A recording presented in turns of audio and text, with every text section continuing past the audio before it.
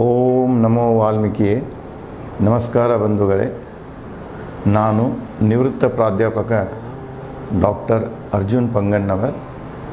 ಹೇ ಸೀತಾರಾಮ್ ವಾಹಿನಿಯ ವಾಲ್ಮೀಕಿ ರಾಮಾಯಣ ಅಂದು ಇಂದು ಚಿಂತನ ಕಾರ್ಯಕ್ರಮಕ್ಕೆ ತಮ್ಮೆಲ್ಲರಿಗೂ ಸ್ವಾಗತ. ತಮಗೆ ನಾನು ಹಿಂದಿನ ಸಂಚಿಕೆ ಅಂದರೆ ಸಂಚಿಕೆ 146ರಲ್ಲಿ ರಾಮ ಲಕ್ಷ್ಮಣ ಸೀತೆ ಸಾರಥಿ ಸುಮಂತ್ರನ ಜೊತೆಗೆ ರಥದಲ್ಲಿ ಮೊದಲೇ ರಾತ್ರಿಯನ್ನು ತಮಸಾ ನದಿ ದಡದ ಮೇಲೆ ಕಳೆದ ನಂತರ ಮುಂಜಾವಿನಲ್ಲಿ ನಸುಗಿನಲ್ಲಿ ಗಂಗಾ ನದಿಯತ್ತ ಪಯಣ ಬೆಳೆಸ್ತಾರೆ. ಮಧ್ಯದಲ್ಲಿ 3 ನದಿಗಳನ್ನು ದಾಟಿ ಗಂಗಾ ನದಿ ದಡ ಪ್ರದೇಶ ಅವರಿಗೆ ಗೋಚರವಾಗ್ತಿದೆ. ಆ ಪ್ರದೇಶದಲ್ಲಿ ಅವರು ಹೆಜ್ಜೆ ಇಡುತ್ತಲೇ ಪ್ರವೇಶಿಸುತ್ತಲೇ ಅವರಿಗೆ ಆ ಪುಣ್ಯಕ್ಷೇತ್ರದ ಅನುಭವ ಆಗಲಿಕ್ಕೆ ಶುರುವಾಗ್ತದೆ. ಮುಂದೆ ಗಂಗಾ ನದಿ ದಡದ ಪ್ರದೇಶ ಏನಿದೆ ಅದು ಎಷ್ಟೊಂದು ಸುಂದರವಾಗಿತ್ತು, ಅದು ಎಷ್ಟೊಂದು ಪವಿತ್ರವಾಗಿತ್ತು ಅನ್ನೋದನ್ನು ಆದಿಕವಿ ವಾಲ್ಮೀಕಿಯವರು ಬಹಳ ಸುಂದರವಾಗಿ ಚಿತ್ರಣ ಮಾಡ್ಯಾರ. ಅವರು ಬರೆದದ್ದು ಅನುಷ್ಠುಭ ಛಂದಸ್ ಶೈಲಿಯಲ್ಲಿ. ಅದನ್ನೇ ಅವರ ಭಾವನೆಗಳಿಗೆ ಚ್ಯುತಿ ಬಾರದಂತೆ, ಶಬ್ದಗಳಿಗೆ ಚ್ಯುತಿ ಬಾರದಂತೆ ಅವುಗಳನ್ನೇ ನಾನು ಯಥಾವತ್ತಾಗಿ ರಚಿಸಿದಂತಹ ಶ್ರೀಮದ್ ವಾಲ್ಮೀಕಿ ರಾಮಾಯಣ ಮಹಾಕಾವ್ಯ ದರ್ಶನಂದಲ್ಲಿ ಅವರ ಭಾವನೆಗಳನ್ನು ನೀಡಿದ ಚಿತ್ರವನ್ನು ಯಥಾವತ್ತಾಗಿ ನಾನು ಶುದ್ಧ ಉತ್ತರ ಕರ್ನಾಟಕದ ಆಡುವ ಕನ್ನಡ ಭಾಷೆ ಬಳಸಿಕೊಂಡು ಅದೇ ಶಬ್ದಗಳನ್ನು ಹೆಚ್ಚಾಗಿ ಉಪಯೋಗ ಮಾಡಿಕೊಂಡು ಈ ಮಹಾಕಾವ್ಯವನ್ನು ರಚನೆ ಮಾಡ್ಯಾನ. ಅದನ್ನೇ ವಾಲ್ಮೀಕಿಯವರು ಯಾವ ರೀತಿ ಹೇಳಿದರು ಅನ್ನೋದನ್ನು ತಮಗಿಲ್ಲಿ ಹೇಳ್ತಾ ಇದ್ದೇನೆ. ಋಷಿ ಮುನಿಗಳ ಬೀಡು ಪ್ರವೇಶಿಸಿದ ರಾಮ ಪವಿತ್ರ ನೀರಿನ ಗಂಗಾ ನದಿ ಉಪನದಿಗಳೊಂದಿಗೆ ಹರಿಯುವ ದೃಶ್ಯ ಮುನಿ ಆಶ್ರಮಗಳು ಕಾಣಿಸಿದವು. ದೇವ ದಾನವ ಗಂಧರ್ವ ಕಿನ್ನರ ನಾಗರಿಂದ ಕರುಣಿಸಿದ ಗಂಗಾ ನದಿ. ಅಲ್ಲಿ ಬಹಳಷ್ಟು ಜನ ಅಲ್ಲೆಲ್ಲ ವಸತಿ ಇದ್ದರು, ಋಷಿಮುನಿಗಳಿದ್ದರು ಮತ್ತು ಕೆಲವೊಂದು ಈ ಪ್ರಭೇದದ ಜನ ಕೂಡ ಅಲ್ಲೇ ಮುಖ್ಯವಾಗಿ ಹೇಳ್ತಾರೆ. ಯಾವುದಂದರೆ ದೇವ ದಾನವ ಮುಂದೆ ಗಂಧರ್ವ ಕಿನ್ನರ ನಾಗ ಈ ಪ್ರಭೇದಗಳು, ಈ ಜನನು ಆ ಪ್ರದೇಶದಲ್ಲಿ ವಾಸವಾಗಿದ್ದನ್ನು ರಾಮ ಕಾಣ್ತಾನೆ, ನೋಡ್ತಾನೆ. ಮುಂದುವರಿದು ಗಿರಿ ಕೊಳ್ಳಗಳಲ್ಲಿ ಸ್ವರ್ಗ ಸೃಷ್ಟಿಸಿದ ದೇವತೆಗಳಿಗಾಗಿ ತಾಣವಾಗಿ, ಯಾವ ರೀತಿ ದೇವತೆಗಳಿಗೆ ಸೃಷ್ಟಿಸಿದ ಸ್ವರ್ಗ ಇದೆ ಆ ಸ್ವರ್ಗವನ್ನೇ ಹೋಲುವಂತಹ ಪ್ರದೇಶ ಇಲ್ಲಿ ನಿರ್ಮಾಣಗೊಂಡಿತ್ತು. ಸೃಷ್ಟಿ ಗಂಗಾ ನದಿ ದಡದಲ್ಲಿ ಸುತ್ತಮುತ್ತ ಆ ಪ್ರದೇಶದಲ್ಲಿ ಅದನ್ನು ಆ ರೀತಿಯಾಗಿ ಸೃಷ್ಟಿ ಮಾಡಿತ್ತು. ಸ್ವರ್ಣಕಮಲಗಳ ಝರಿ ಎನಿಸಿದಳು ನೀರಿನ ಹರಿತಿತ್ತಲ್ಲ, ಬಂಗಾರ ಬಣ್ಣದ ಹಂಗಿರಣದ ಹೊನ್ನು ಬಣ್ಣದ ಈ ಕಮಲಗಳು ಝರಿಯಲ್ಲಿ ಕಮಲಗಳು ತುಂಬಿದ ಝರಿ ಯಾವ ರೀತಿಯಾಗಿ ಕಾಣಿಸ್ತಿದೆ ಅಂದರೆ ಇದು ಸ್ವರ್ಗ ಅಂದರೆ ವಾಲ್ಮೀಕಿಯವರು ಹೇಳಿದ ಪ್ರಕಾರ ಹಿಮಾಲಯ ಪರ್ವತ ಪ್ರದೇಶಗಳಲ್ಲಿ ಅಲ್ಲಿ ಯಾವ ರೀತಿಯಾಗಿ ಆ ಝರಿಗಳು ಹರಿತಾ ಇದ್ದೇವೆ, ಎಷ್ಟು ಶುದ್ಧವಾಗಿ ಹರಿತಾ ಇದ್ದೇವೆ. ಗಂಗಾ ನದಿಯೂ ಕೂಡ ಹಾಗೆ ಹರಿತಾ ಇತ್ತು. ಗಂಗಾ ನದಿ ಬಂಡೆಗಳಿಗೆ ಅಪ್ಪಳಿಸುವ ತೆರೆಗಳ ನಾದ ಗಾಢ ನಗುವಂತೆ ಕೇಳಿಸುವುದು. ಮುಂದೆ ಅಲ್ಲೆಲ್ಲೇ ನದಿ ದಡದ ಮ್ಯಾಗಿದ್ದಂಥ ಬಂಡೆಗಲ್ಲುಗಳಿಗೆ ಗಂಗಾ ನದಿ ತೆರೆಗಳು, ನೀರಿನ ತೆರೆಗಳು ಅಪ್ಪಳಿಸ್ತಿದ್ದವು. ಆ ಅಪ್ಪಳಿಸೋದು ಹೆಂಗೆ ಕಾಣಿಸ್ತಿತ್ತಂದ್ರೆ ಯಾರೋ ಗಾಢವಾಗಿ ನಗ್ತಾ ಇದ್ದಾರೆ, ಒಂದು ನಗುವನ್ನು ಹೋಲುವಂತಹ ಧ್ವನಿ ಆ ನದಿ ನೀರಿನ ಅಪ್ಪಳಿಕೆಯಿಂದ ಕೇಳಿ ಬರ್ತಿತ್ತು. ಮಂದಸ್ಮಿತ ಬಿಳಿ ನೊರೆ ಮತ್ತು ದಡದ ಗುಂಟ ಅದೇನು ಬಂದು ಅಲೆಗಳು ಬಂದೇನು ದಡಕ್ಕೆ ಅಪ್ಪಳಿಸ್ತಿದ್ದೀವ. ಮುಂದೆ ಅಲ್ಲೇ ಏನಾಗ್ತಿತ್ತು ಅಂದರೆ ಮಂದಸ್ಮಿತ ನೊರೆಗಳು ಕಾಣಿಸ್ಕೊಳ್ತಿದ್ದೆವು. ಅಂದರೆ ಮುಗುಳ್ನಗೆಯಿಂದ ನಗಿಯುವಂಥ ತೊರೆ ನಾವು ನೊರೆಗಳಂತ ಕರಿತೇವೆ. ಅಂದರೆ ಸಣ್ಣ ಸಣ್ಣ ಯಾವಂದ್ರೆ ನಾವು ಗುಳ್ಳಿ ಅಂತ ಕರಿತೇವೆ, ನೀರ ಮೇಲಿನ ಗುಳ್ಳಿ ಅಂತ ಕರಿತೇವೆ.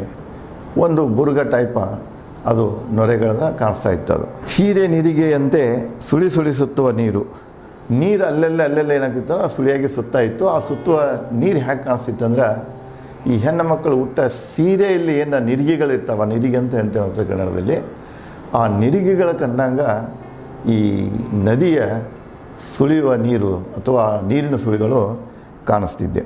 ರೂಪವತಿ, ಕೆಲ ಕಡೆ ರುದ್ರನರ್ತನೆ. ಒಂದು ಕಡೆಗೆ ನೋಡಿದರೆ ಗಂಗಾ ನದಿ ಹರಿದು ಅದರ ಸುತ್ತಮುತ್ತ ಅದು ಸೃಷ್ಟಿಸಿದಂಥ ಒಂದು ದೃಶ್ಯವನ್ನು ನೋಡಿದರೆ ಬಹಳ ಸುಂದರವಾಗಿ ಕಾಣ್ತಿತ್ತು. ರೂಪವತಿ ಕಾಣಿಸ್ತಿತ್ತು, ತ್ರಿಲೋಕ ಸುಂದರಿಗತೆ ನದಿ ಕಾಣಿಸ್ತಿತ್ತು.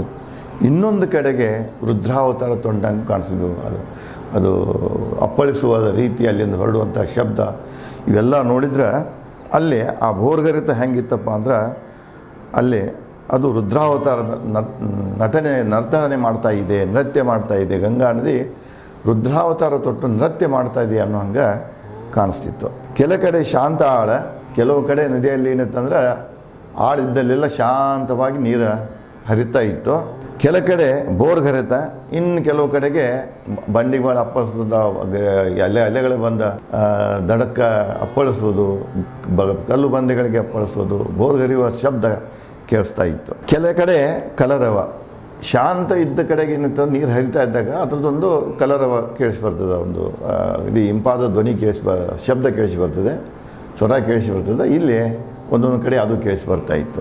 ಅಲ್ಲಲ್ಲಿ ಬಿಳಿ ಮರಳಿನ ಪುಟ್ಟ ದ್ವೀಪಗಳು. ನದಿ ಒಳಗೆ ಅಲ್ಲೆಲ್ಲನೇ ಇವತ್ತು ನೀವು ಗಂಗಾ ನದಿ ಪ್ರದೇಶ ಕಡೆ ಹೋದ್ರೆ ನಿಮ್ಗೆ ಕಾಣಿಸ್ತಿದೆ, ಗಂಗಾ ನದಿಯಲ್ಲಿ ನಡುವ ಅಲ್ಲೆಲ್ಲೇ ಮರಳು ನಡುಗಡ್ಡೆಗಳನ್ನು ಸೃಷ್ಟಿ ಮಾಡಿದೆ ಅದು.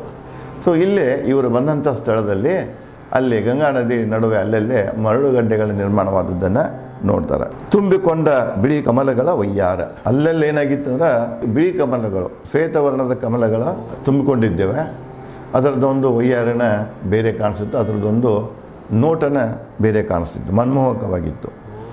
ಸದಾ ನೀರಿನ ಮೇಲೆ ಹಾರಾಡುವ ಹಂಸ, ಕ್ರೌಂಚ, ಚಕ್ರವಾಹಕ ಪಕ್ಷಿಗಳ ಹಿಂಡು.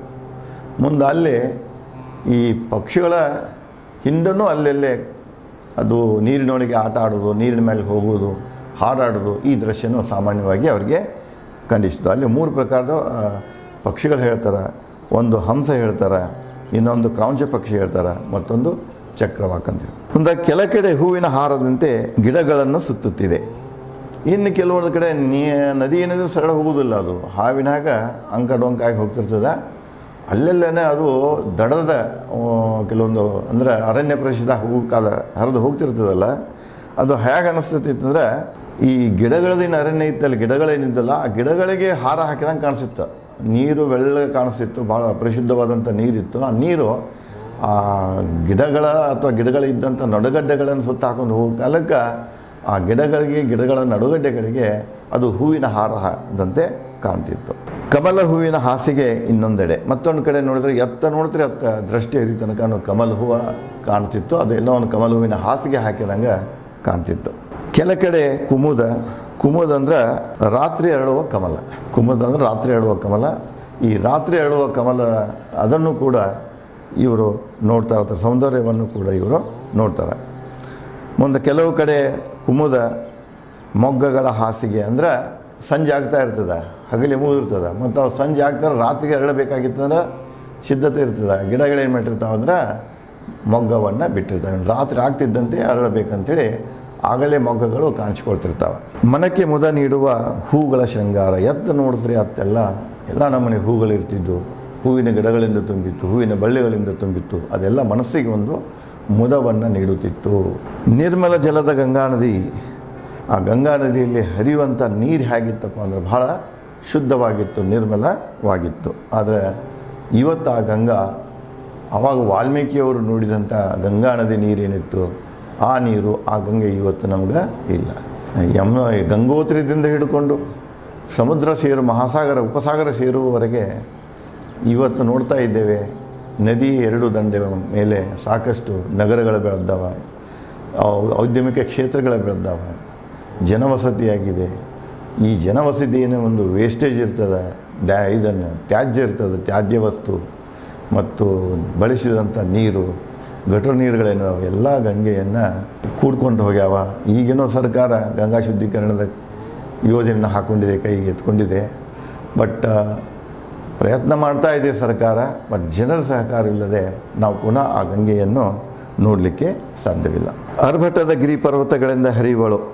ಆನೆಗಳ ತುಂಬಿದಂತಹ ಅಲ್ಲಿ ಗಿರಿ ಪರ್ವತಗಳಿದ್ದು, ಆ ಆನೆಗಳಿಂದ ತುಂಬಿದಂಥ ಗಿರಿ ಪರ್ವತಗಳ ಮಧ್ಯೆ ಅರಭಟದಿಂದ ಗಂಗಾ ನದಿ ಹರಿತಾ ಇತ್ತು.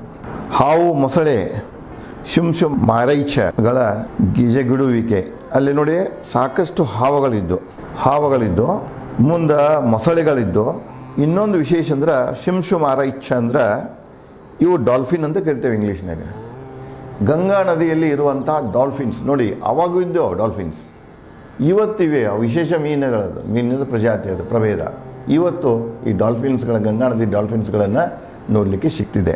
ಮುಂದೆ ಪುಷ್ಪಾಲಂಕೃತ ಸುಂದರ ಯುವತಿಯಂತೆ ಕಂಡಳು ಗಂಗಾ. ಇವು ಎಲ್ಲದರ ಮಧ್ಯೆ ಹೂವು, ಬಳ್ಳಿ, ಗಿಡಗಳನ್ನು, ಕಮಲ ಹೂವು, ಇವುಗಳ ಮಧ್ಯೆ ಈಗ ಹೆಣ್ಣು ಯಾವ ರೀತಿಯಾಗಿ ಹೂವಿನಿಂದ ಶೃಂಗಾರವಾಗಿ ನಡೆದಿರ್ತದೆ, ಗಂಗೆಯು ಕೂಡ ಆ ಶೃಂಗಾರಿತ ಹೂಗಳಿಂದ ಶೃಂಗಾರಗೊಂಡು ಈ ಹೊರಟಂಥ ಯುವತಿಯಂತೆ ಕಾಣಿಸ್ತಾ ಇತ್ತು. ಭಗೀರಥನ ಪ್ರಯತ್ನದಿ ಶಂಕರನ ಜಡೆಯಿಂದ ಭೂಮಿಗೆ ಹರಿದ ಗಂಗಾ ನದಿ ದಡ ಶೃಂಗೇಪುರಕ್ಕೆ ಬಂದನು ರಾಮ. ಈಗ ಅವರು ಗಂಗಾ ನದಿ ಪ್ರದೇಶವನ್ನು ಪ್ರವೇಶ ಮಾಡ್ತಾರೆ. ಮುಂದೆ ಶೃಂಗೇಪುರ ಅನ್ನುವಂಥ ಊರು ಇವತ್ತೂ ಆ ಗಂಗಾ ನದಿ ಮೇಲೆ ಇದೆ. ಶೃಂಗೇಪುರ ಪ್ರದೇಶಕ್ಕೆ ಅಲ್ಲಿ ಬರ್ತಾರೆ ಇವರು. ಮುಂದೆ ಅಲ್ಲೇನು ಹೇಳ್ತಾನೆ, ಈ ಗಂಗಾ ನದಿಗೆ ಹಿಂದೆ ನಿಮ್ಮ ಬಾಲಕಾಂಡದಲ್ಲಿ ಇದನ್ನು ಹೇಳೋಣ, ಭಗೀರಥ ಪ್ರಯತ್ನದ ಸನ್ನಿವೇಶ ಬಂದಾಗ ಹೇಳೇನೆ.